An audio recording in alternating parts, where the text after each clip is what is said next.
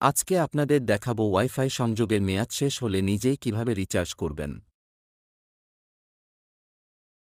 আপনাদেরকে যেই self care account দিয়েছি ওই self care account customer code এবং পাসওয়ার্ড দিয়ে লগইন করবেন। প্রথমেই দেখতে পারবেন মাই অ্যাকাউন্টে গেলে আপনার সকল ইনফরমেশন দেখতে পারবেন। এরপরে আপনি যেই প্যাকেজটি নিবেন ওইটি দেখে নিবেন। প্যাকেজ দেখার জন্য আপনি পেছনে এসে প্যাকেজে ক্লিক করে প্যাকেজ লিস্ট দেখে নিন। আপনার পছন্দ হওয়া প্যাকেজ যদি আগের থেকে বড় হয় তাহলে আমাকে বলবেন, আমি বড় প্যাকেজের রিকোয়েস্ট করে দিব, তারপরে রিচার্জ করবেন।